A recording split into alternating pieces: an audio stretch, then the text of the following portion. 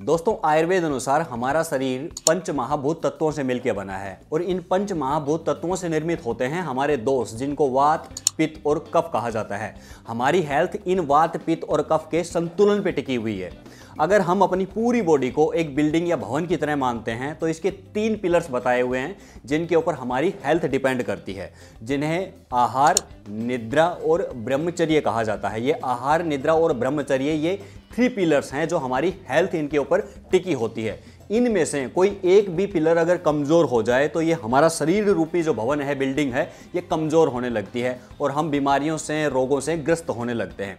आज की वीडियो का हमारा विषय यही है कि हम इन 3 पिलर्स को कैसे स्ट्रॉन्ग कर सकते हैं और कैसे कंप्लीट हेल्थ को प्राप्त कर सकते हैं। तो दोस्तों, देर ना करते हुए शुरू करते हैं आज की वीडियो को। तो नमस्कार दोस्तों, मैं डॉक्टर प्रवेश कुमार आप सभी का स्वागत करता हूं हमारे यूट्यूब चैनल डॉक्टर पर्व थेरेपी के ऊपर। अगर आप पहली बार वीडियो देख रहे हैं, पहली बार चैनल के ऊपर आए हैं तो चैनल को सब्सक्राइब कर लें। हम ऐसे ही यूजफुल और नॉलेजेबल वीडियोस लाते रहते हैं। दोस्तों, हमारे स्वास्थ्य के 3 पिलर्स में से पहला पिलर है आहार, जिसे हम भोजन बोलते हैं। भोजन या आहार संतुलित, सही मात्रा में और सही तरीके से किया जाना बहुत जरूरी है। अगर अनुकूल भोजन नहीं करते हैं तो स्वस्थ रहना असंभव है। उपनिषदों में भी कहा गया है, अन्नम वाह प्राणः, आहार स्वयं में औषधि है। आहार का अगर सही तरीके से उपयोग किया जाए, खाया जाए तो ये स्वस्थ बनाए रखने में तो मदद करता ही है, साथ ही साथ आप अपनी बीमारियों को भी ठीक कर सकते हैं। सही तरीके से लिया गया आहार आपके दोष, आपकी धातुएं और आपके शरीर के अंदर प्राणों की वृद्धि करता है, जिससे हम अपने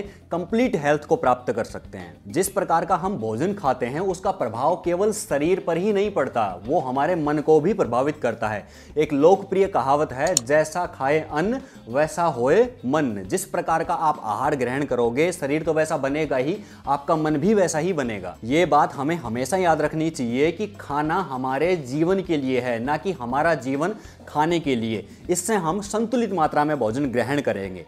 आयुर्वेद के एक महान ऋषि, जिनको महर्षि चरक कहा जाता है, जिन्होंने चरक संहिता लिखी, उन्होंने अपने शिष्य महर्षि वाग्भट से पूछा कि कौन व्यक्ति स्वस्थ रह सकता है। तो महर्षि वाग्भट बताते हैं, हित बुक, मित बुक और रित बुक। अगर इस प्रकार का आहार खाया जाए तो व्यक्ति स्वस्थ रह सकता है। इसका अर्थ हुआ कि प्रकृति के अनुसार हितकारी, उचित मात्रा में, एक सही क्वांटिटी में और आपके द्वारा सही तरीके से अर्जित किया हुआ, कमाया हुआ भोजन करने वाला व्यक्ति ही स्वस्थ रहता है। अब किस परिस्थिति में किस प्रकार का भोजन और कैसे भोजन करना चाहिए, इस विषय में महर्षि चरक ने 8 बातें बताई हैं, जो नियम है 8, जिनको आहार संहिता कहा जाता है। चलिए उनके विषय में जानते हैं कि कौन से वो 8 नियम हैं। दोस्तों, आहार का पहला नियम है कि भोजन स्निग्ध होना चाहिए, मतलब चिकनाई युक्त होना चाहिए। आज के समय में लोग भोजन के अंदर घी और तेल का उपयोग बिल्कुल नहीं करते, मोटापे के डर से, हृदय रोगों के डर से, या फिर हाई ब्लड प्रेशर के, कोलेस्ट्रॉल बढ़ने के डर से।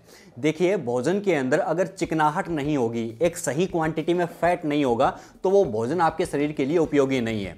भोजन के अंदर घी या तेल का सही मात्रा में उपयोग करना शरीर के लिए स्वास्थ्यप्रद है। इससे भोजन रुचिकर बनता है, जिसको खाने में टेस्ट आता है। दूसरा, वो भोजन शरीर के लिए भी उपयोगी होता है, इजीली वो डाइजेस्ट होता है। शरीर के अंदर जो आपका जीआईटी ट्रैक है, उसके ऊपर भोजन आसानी से आगे बढ़ता है और उसका एब्जॉर्प्शन ठीक प्रकार से होता है। और शरीर का जो जीआईटी ट्रैक है आपका, पूरा मुंह से लेके और आपके एनस तक, उस पूरे ट्रैक के ऊपर स्मूथली वो भोजन धीरे धीरे आगे बढ़ता है और शरीर से मल के रूप में आसानी से बाहर निकल जाता है। जब हम रूखा सूखा या बिना घी तेल के भोजन खाते हैं तो ऐसा भोजन शरीर के अंदर पड़ा रहता है, ईजिली शरीर से बाहर नहीं निकलता और कॉन्स्टिपेशन इत्यादि समस्याएं होती हैं।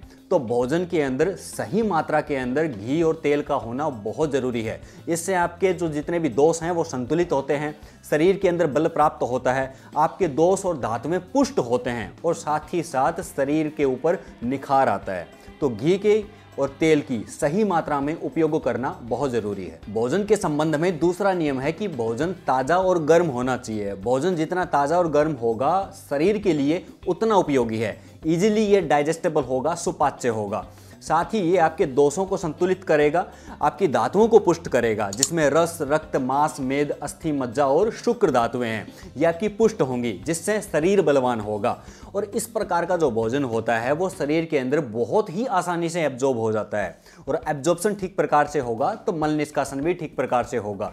आज के समय में लोग क्या करते हैं, ज़्यादातर भोजन का जो हिस्सा होता है वो स्टोर्ड चीज़ों का इस्तेमाल करते हैं। चीज़ों को फ्रीज में रख के फिर उनका इस्तेमाल करते हैं।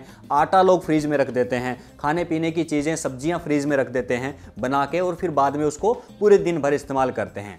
भोजन बनने के 3 घंटे के अंतराल के अंदर आपको भोजन ग्रहण कर लेना चाहिए। ये सबसे बेहतरीन नियम है।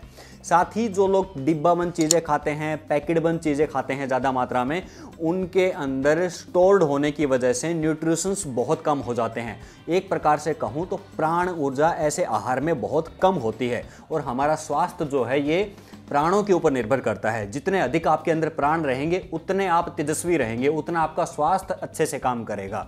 तो जितना संभव हो सके आपको ताज़ा और गर्म भोजन ग्रहण करना है। भोजन के लिए तीसरा नियम है कि भोजन हमेशा शांत और एकांत स्थान के ऊपर बैठ के करना चाहिए। अगर बहुत सारे लोग भी एक साथ भोजन ग्रहण कर रहे हैं तो वो सभी भोजन ही करें, उस वक्त वार्ता ना करें या किसी और काम को ना करें। साथ ही साथ अपने आसपास के वातावरण को देखें कि वो स्वच्छ हो, साफ सुथरा हो, गंदगी ना हो आपके आसपास। इसके अलावा भोजन करने से पूर्व हाथ पैरों को अच्छी प्रकार से साफ कर लें, जूते निकाल दें और पैरों को धो लें। इससे क्या होगा, आपकी जठराग्नि प्रदीप्त होगी। पैरों में अगर जूते रहते हैं तो पैर गर्म होते हैं, इससे जठराग्नि मंद होती है और भोजन ठीक से पचता नहीं है और डाइजेस्ट नहीं होता है। इसके अलावा भोजन करने से पूर्व 1-2 घूंट पानी पी लें, इससे जठराग्नि प्रदीप्त होगी और बहुत ही शांत चित्त के साथ में और प्रसन्न चित्त के साथ में भोजन करें। भोजन करते हुए अतिरिक्त कोई भी कार्य ना करें, जैसे मोबाइल चलाना, टेलीविज़न चलाना, मोबाइल के ऊपर कॉल के ऊपर बात करना या आपस में वार्ता करना, इस प्रकार का कोई कार्य ना करें। आपका भोजन और आप उस वक्त सिर्फ दोनों ही होने चाहिए और आपका एक जुड़ाव भोजन के साथ होना चाहिए। तभी ये भोजन आपके शरीर को पुष्टि प्रदान करेगा, शक्ति प्रदान करेगा। आहार के संबंध में चौथा नियम है आपकी मेंटल स्टेट, मानसिक दशा। भोजन करते हुए दिमाग की स्टेट का ठीक होना बहुत जरूरी है। अगर आपका दिमाग शांत नहीं है, आप गुस्से में हैं, ईर्ष्या में हैं, डर लग रहा है, आपको घबराहट हो रही है, तो ऐसी स्टेट में भोजन बिल्कुल नहीं करना चाहिए। ऐसे स्टेट में, ऐसी कंडीशन में अगर आप भोजन करते हो तो ये भोजन आपके शरीर के लिए बिल्कुल हितकारी नहीं होगा और इससे आप रोगग्रस्त होंगे। कभी आपके साथ में अगर ऐसा हो, आप चिंतित हो, गुस्से में हो, तो भोजन बिल्कुल ग्रहण ना करें। भोजन हमेशा शांत मन के साथ में, खुश मन के साथ में करें। अगर आपके साथ में कभी ऐसा होता है कि आप बहुत तनाव में, स्ट्रेस में हो, किसी वजह से आपको गुस्सा आ रहा है, तो थोड़ी देर बैठ लंबा गहरा श्वास लें, मन को शांत करें, स्नान कर सकते हैं, उसके बाद भोजन ग्रहण करें, तभी वो भोजन आपके लिए उपयोगी होगा। भोजन के लिए 5वां नियम है सही समय के ऊपर भोजन करना। आयुर्वेद के चरक संहिता के ग्रंथ में लिखा गया है, काल भोजनम आरोग्य कारणाम। सही समय के ऊपर किया गया भोजन शरीर को आरोग्य प्रदान करता है, स्वास्थ्य प्रदान करता है। आज के समय में अगर आप देखो तो बहुत सारे लोग लेट नाइट भोजन करते हैं या फिर दिन में भी एक सही और सुनिश्चित समय नहीं है उनके भोजन ग्रहण करने का। देखिए, जिस समय हमारी जठराग्नि या पित्त बढ़ा हुआ होता है, हमें भोजन उस वक्त ग्रहण करना चाहिए। दूसरा, हमें भोजन के संबंध में एक नियम बना लेना चाहिए कि हमें दिन में 2 बार या 3 बार, जितनी बार आप आहार ग्रहण करते हो वो समय फिक्स हो और पहले से जो भोजन आपने खाया है वो ठीक प्रकार से डाइजेस्ट हो गया हो, आपको अच्छी प्रकार से भूख लगी हो, तभी दूसरा भोजन ग्रहण करना चाहिए। आजकल क्या होता है, हम एक प्रकार का भोजन खा लेते हैं, उसके बाद दिन में छोटा मोटा कुछ खाते रहते हैं। कभी बिस्किट खा लिए, चाय पी ली, समोसे खा लिए, आइसक्रीम खा ली। ये बिल्कुल गलत नियम है। 3 भोजन के अलावा बीच में आपको कुछ नहीं खाना चाहिए, यही भोजन का सही नियम है। और भोजन के लिए एक सुनिश्चित समय डिसाइड करें। सुबह का भोजन आपका 7 बजे से लेकर 9 बजे के मध्य हो जाना चाहिए। दोपहर का जो भोजन होता है वो हमें 12 बजे से लेके और 2 बजे के मध्य कर लेना चाहिए। और रात्रि का जो भोजन होता है वो हमें 7 बजे से लेके और 8 बजे के मध्य कर लेना चाहिए। इससे ज़्यादा लेट ना करें और बहुत ज़्यादा अगर डिले होता है तो 8:30 तक आप कर सकते हैं। इस समय के अंदर किया गया भोजन उपयोगी भी होता है और अच्छे से डाइजेस्ट हो जाता है। भोजन और आपके सोने के मध्य कम से कम 2 से 2.5 घंटे का अंतराल होना चाहिए। भोजन के संबंध में 6ठा नियम है कि भोजन हमेशा सही मात्रा में करना चाहिए, ना ही बहुत अधिक ज़्यादा और ना ही बहुत अधिक कम। खाना खाने के बाद हमारे पेट के अंदर 1/3 हिस्सा, 1/3 पार्ट जो है वो खाली बचना चाहिए, ताकि हमारे जो गैस्ट्रिक जूसेस होते हैं वो भोजन के साथ में मिलके कफ उसके साथ में मिलके ठीक प्रकार से उसका डाइजेशन कर सके और वात उसको धीरे धीरे आपके पूरे डाइजेस्टिव ट्रैक के ऊपर आगे बढ़ा सके, ताकि उसका डाइजेशन होते हुए मल के द्वारा वो ठीक प्रकार से बाहर निकल सके। भोजन अगर बहुत अधिक मात्रा में कर लेंगे तो ये शरीर के अंदर लिथर्जी लेके आएगा, मोटापा लेके आएगा, आलस चढ़ा रहेगा आपके अंदर और भारीपन फील होगा। भोजन खाने के बाद में नियम है कि आपको बोलने में, चलने में, उठने बैठने में और सोने में किसी प्रकार की कोई तकलीफ नहीं होनी चाहिए। अगर आपको समस्या होती है भोजन करने के बाद में, भारीपन फील होता है, तो समझ लीजिए आपने ज़्यादा मात्रा में भोजन किया है। इसके साथ साथ बहुत कम मात्रा में भी भोजन नहीं करना चाहिए। कुछ लोग अपना वेट रिड्यूस करने के लिए या किसी स्पेसिफिक पर्पज़ के लिए बहुत कम मात्रा में, बहुत कम कैलोरीज खाने लगते हैं। ये भी आयुर्वेद के अंदर गलत बताया गया है। इससे आपके दोष और धातु दूषित होते हैं, साथ ही शरीर के अंदर कमजोरी आने लगती है, चक्कर आने लगते हैं और शरीर के अंदर ऊर्जा की कमी होने लगती है। तो संतुलित और सही मात्रा में भोजन जरूरी है। भोजन के संबंध में 7वां नियम है कि भोजन को अच्छी प्रकार से चबा चबा के खाना चाहिए। मैं देखता हूँ अक्सर लोग भोजन को अंदर उड़ेलते हैं, खाते नहीं हैं, उसको अंदर उड़ेलते हैं। जब हम भोजन को चबाते हैं तो इससे हमारा जो भोजन के साथ में जुड़ाव होता है, वहीं से भोजन का डाइजेशन प्रारंभ हो जाता है। जब हम भोजन को चबाते हैं तो भोजन के साथ में सलाइवा मिलता है, और जितनी ज़्यादा मात्रा में भोजन के साथ सलाइवा मिलेगा वो इजीली डाइजेस्ट होगा और इजीली उसका एब्जॉर्प्शन होगा, शरीर में अवशोषित होगा। बहुत तेज़ी के साथ में भोजन कभी ग्रहण ना करें, शांति से खाएं, एक एक निवाले को अच्छी प्रकार से चबा के खाएं। आयुर्वेद में कहा गया है कि ठोस चीज़ों को तरल की तरह खाना चाहिए। ठोस चीज़ें जैसे हम जितनी भी रोटी, सब्जी इत्यादि चीज़ें खाते हैं, इनको इतनी बार चबाइए कि वो मुंह के अंदर पानी की तरह घुलने लगें। और तरल पदार्थों को ठोस की तरह खाना चाहिए। पानी अगर आप पीते हो तो इस प्रकार से पानी पिए कि एक एक सिप को इस प्रकार से पिए जैसे किसी को लगे कि आप कोई ठोस चीज ग्रहण कर रहे हो, चबा चबा के खा रहे हो। ये सही नियम है भोजन को खाने का। पेट से जुड़ी हुई 80 से 90% समस्याएं केवल भोजन को सही तरीके से चबा के ही अगर हम खाना शुरू कर दें तो वो ठीक हो जाएंगी। भोजन के संबंध में 8वां नियम है भोजन सातम्य, अर्थात भोजन आपके शरीर के अनुकूल होना चाहिए। हो सकता है कुछ चीज़ें किसी व्यक्ति के लिए बहुत स्वास्थ्यप्रद हों, हेल्दी हों, और वही चीज़ें किसी दूसरे व्यक्ति के लिए अनहेल्दी हो सकती हैं, उसके शरीर को नुकसान देने वाले हो सकती हैं। तो ये निर्भर करता है आपकी प्रकृति के ऊपर। इससे पहले वाले वीडियो में जैसे मैंने प्रकृति जिसमें बताई थी, उसमें विस्तार पूर्वक कैसे आप अपनी प्रकृति को जान सकते हो उस विषय में बताया था। अगर वो वीडियो नहीं देखा है तो इसका लिंक मैं डिस्क्रिप्शन में डाल दूंगा, वो वीडियो जरूर देखें, जिससे आपको अपनी प्रकृति और अपनी पर्सनैलिटी के विषय में जानकारी होगी। अगर आपको पता हो कि मेरी प्रकृति क्या है तो आप उसी प्रकार का ही खाना खाओगे और वही आपके लिए स्वास्थ्यप्रद होगा। भोजन की अनुकूलता के 4 नियम बताए गए हैं, जिसमें पहला है देह सातम्य, माने अपनी प्रकृति के अनुसार भोजन ग्रहण करना देह सातम्य कहलाता है। दूसरा है देश सातम्य, जिस स्थान के ऊपर आप रहते हो उस स्थान के आसपास जितनी चीजें पाई जाती हैं वही चीजें आपके लिए अनुकूल हैं। प्रकृति ने बहुत ही सुंदर व्यवस्था की है, हमारे आसपास वही चीजें पैदा होती हैं जो हमारे शरीर के लिए उपयोगी हैं। ऐसा नहीं है कि हम यहाँ रह रहे हों और हम अमेरिका से कोई फ्रूट वेजिटेबल मंगा के खाएं तो वो ज़्यादा हमारे शरीर के लिए उपयोगी होगी। आज के समय में ऐसा कल्चर चल रहा है, लोग विदेशी फ्रूटों को बहुत ज़्यादा महत्व देते हैं और अपने लोकेलिटी में जो चीज़ें पाई जाती हैं उनको नहीं खाते। देखिए, प्रकृति बहुत समझदार है, ईश्वर बहुत समझदार है, आपके आसपास वो चीज़ें अवेलेबल हैं, आप उन्हीं चीज़ों को महत्व दें। तीसरा है ऋतु सातम्य, ऋतु के अनुसार भोजन करें। सर्दियों के अंदर गर्म प्रकृति का भोजन खाएं, गर्मियों के अंदर ठंडी प्रकृति की चीज़ें खाएं, लस्सी खाएं, छाछ खाएं, फ्रूट्स खाएं, जूसेस पिएं। ऐसे ही सर्दियों के अंदर गर्म दूध पिएं, आप लहसुन का सेवन करें और गर्म प्रकृति की उष्ण वीर्य जो चीज़ें पाई जाती हैं उनका सेवन करें। चौथा नियम है रोग सातम्य, अगर आपको कोई शारीरिक व्याधि है, कोई बीमारी है, कोई रोग है तो उसके लिए जो चीज़ें अनुकूल हैं आप उन्हीं का सेवन करें, वही आपके लिए उपयोगी हैं। दोस्तों, ये तो बात हुई हमारे आहार के संबंध में, जो हमारा फर्स्ट पिलर है। आहार के लिए जो जो नियम थे उनको हमने समझा। अब हम बात करेंगे हमारे सेकंड पिलर की, जो है निद्रा, नींद, sleep. Sleep is very important. अगर आपको ठीक प्रकार से नींद आती है तो आप ऊर्जावान महसूस करते हैं, और ठीक प्रकार से अगर नींद नहीं आती है तो शरीर थका हारा रहता है।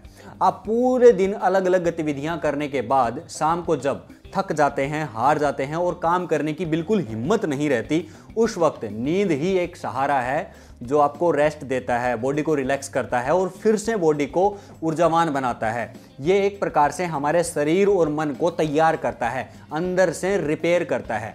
नींद इंपॉर्टेंट है, इसीलिए बच्चों को 24 घंटे में से परमात्मा ने 18 से 20 घंटे सोने की व्यवस्था की है, क्योंकि उनकी बॉडी उस समय ग्रो करती है। और उस समय अगर बच्चे सोते हैं, ठीक प्रकार से नींद लेते हैं, तो उनकी बॉडी बहुत अच्छे तरीके से ग्रो होती है। दोस्तों, एक वयस्क व्यक्ति के लिए 6 से 8 घंटे की नींद पर्याप्त मानी जाती है। तो इतनी नींद आप जरूर लें ताकि आपका शरीर तरोताजा हो सके, फिर से तैयार हो सके। नींद के संबंध में दूसरा नियम है कि नींद जो है वो सही समय के ऊपर लेना भी जरूरी है। कुछ लोग क्या करते हैं, 12-1 बजे सोएंगे और सुबह 8-9 बजे उठेंगे। ये बिल्कुल गलत है, ये स्वास्थ्य के लिए बिल्कुल सही नहीं है। अंग्रेजी में एक कहावत है, early to bed early to rise make a man healthy wealthy and wise. अगर आप सही समय पे सोते हो तो ये आपकी हेल्थ को बढ़ाता है। सोने का सही समय है, आप रात को 9 बजे से 10 बजे के मध्य सो जाएं और सुबह 4 से 5 बजे के मध्य, जब ब्रह्म मुहूर्त होता है, ब्रह्म मुहूर्त में उठेंगे तो उस समय ऑक्सीजन पर्याप्त मात्रा में होती है और वो आपको तरोताजा महसूस करवाती है। दोष भी सही स्थिति में होते हैं, जिससे आपका मल निष्कासन भी ठीक प्रकार से होता है, भूख ठीक प्रकार से लगती है और शरीर अपने आप को क्लीन कर लेता है, टॉक्सिन्स को इजीली बाहर निकाल लेता है। अगर आप लेट उठते हो तो इससे क्या होगा कि मल का निष्कासन, टॉक्सिन्स का निष्कासन ठीक प्रकार से नहीं होगा और आप रोगग्रस्त होने लगेंगे। शरीर के अंदर आप अच्छा फील नहीं करेंगे। सुबह जल्दी उठेंगे तो शरीर के अंदर प्राण ऊर्जा जाएगी और शरीर ऊर्जावान महसूस करेगा। तो सही समय पे सोना और सही समय पे उठना जरूरी है। इसके साथ साथ इस बात को भी याद रखना जरूरी है कि कम नींद लेना शरीर के लिए जिस प्रकार नुकसानदायक है, वैसे ही बहुत अधिक मात्रा में सोना भी शरीर के लिए नुकसानदायक है। अगर बहुत ज़्यादा मात्रा में आप नींद लेते हो तो इससे आपके दोष बिगड़ने लगते हैं, कफ दोष बढ़ जाता है, शरीर के अंदर लिथर्जी, आलस्य, प्रमाद बढ़ने लगता है और मोटापा बढ़ने लगता है, लिथर्जी आने लगती है, मानसिक सुस्ती आने लगती है। तो बहुत अधिक या बहुत कम सोना बिल्कुल नहीं है, बिल्कुल संतुलित समय पे और संतुलित समय के ऊपर आपको सोना है। दोस्तों, ये तो बात हुई हमारे दूसरे पिलर की, जिसको हम निद्रा बोलते हैं। अब चलते हैं हमारे तीसरे पिलर की तरफ, जिसको ब्रह्मचर्य बोला गया है। ब्रह्मचर्य क्या है, इसको समझते हैं थोड़ा और किस प्रकार से ब्रह्मचर्य का पालन करना चाहिए, विस्तार पूर्वक इसकी चर्चा करते हैं। दोस्तों, आयुर्वेद अनुसार ब्रह्मचर्य एक बहुत ही महत्वपूर्ण स्तंभ है हमारे स्वास्थ्य का। आयुर्वेद के अनुसार ब्रह्मचर्य का मतलब होता है संयमित जीवन जीते हुए अपने वीर्य की, शुक्र की रक्षा करना या रज की रक्षा करना बहुत जरूरी है। हम जो भी भोजन ग्रहण करते हैं, भोजन का जो अल्टीमेटली रिजल्ट निकल के आता है, पहले रस, रक्त, मांस, मेद, अस्थि, मज्जा और लास्ट में जो शुक्र बनता है वही वीर्य है और वही हमारे शरीर का आधार बताया गया है। स्वास्थ्य का और हमारे जो बल है, शरीर के अंदर ताकत है, शक्ति है, उसका आधार बताया गया है। ब्रह्मचर्य के विपरीत आचरण करने से वीर्य का क्षय होता है या नुकसान होता है, जिससे आप निस्तेज होते हैं, प्राण ऊर्जा कम होती है। और अगर आप वीर्य को बचा के रखते हैं अपने अंदर तो यह शरीर को बलवान बनाता है, ओजस्वी बनाता है, तेजस्वी बनाता है और आपकी बुद्धि को निखारता है। इससे आपकी स्मृति अच्छी होगी, आपकी चेतना का स्तर बढ़ेगा।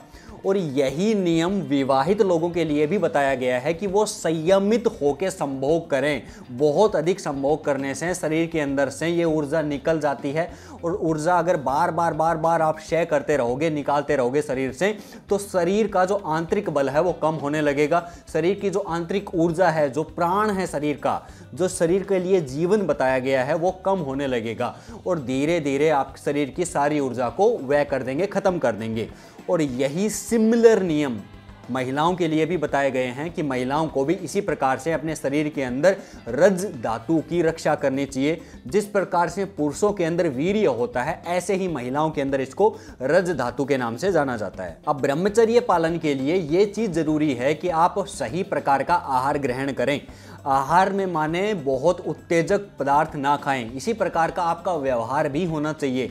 उत्तेजक दृश्य ना देखें, उत्तेजक बातें ना करें, उत्तेजक प्रकार का व्यवहार ना करें। अपने मन को, चित्त को शांत रखें, योग इत्यादि अभ्यास करते रहें, जिससे शरीर की ऊर्जा जो है वो शरीर के अंदर सन्निहित हो सके, समा सके। अगर आप शरीर की ऊर्जा को डायरेक्शन नहीं देंगे तो ये शरीर की ऊर्जा अपने आप किसी डायरेक्शन में जाने लगेगी, जो आपके मूलाधार के थ्रू बाहर निकलने की कोशिश करेगी। अब आप इस ऊर्जा को अगर ऊपर की तरफ गति देते हो, जिसको ऊर्ध्वगमन कहा गया है योग में, तो यही ऊर्जा आपके मूलाधार से उठ के ऊपर की तरफ बढ़ेगी, जिससे आपकी बुद्धि और चेतना का विकास होगा, शरीर बलवान बनेगा। तो दोस्तों, ये 3 पिलर्स बताए गए हैं जो हमारे आधार स्तंभ हैं स्वास्थ्य के। अगर ये 3 पिलर्स मजबूत रहते हैं तो आप स्वस्थ हैं, और ये 3 पिलर्स अगर डगमगा जाते हैं, कमजोर होते हैं, तो इससे आपके दोष गड़बड़ होते हैं और फिर आप रोगग्रस्त होने लगते हैं। आज के वीडियो में यही था। वीडियो अगर इन्फॉर्मेटिव लगा हो तो चैनल को सब्सक्राइब जरूर करें, और इस वीडियो को जरूर से अन्य लोगों के साथ में, अपने फैमिली फ्रेंड सर्कल में जरूर शेयर करें। साथ ही साथ आपकी खुद की कोई स्वास्थ्य समस्या है तो आप नीचे दिए गए व्हाट्सएप नंबर के ऊपर कमेंट करके अपना एक डाइट प्लान ले सकते हैं। अगर आपको अपनी योगा क्लासेस ज्वाइन करनी है तो हमारे साथ जुड़ के आप हमारी योगा क्लासेस भी ज्वाइन कर सकते हैं। Always stay healthy, be happy. जय हिंद।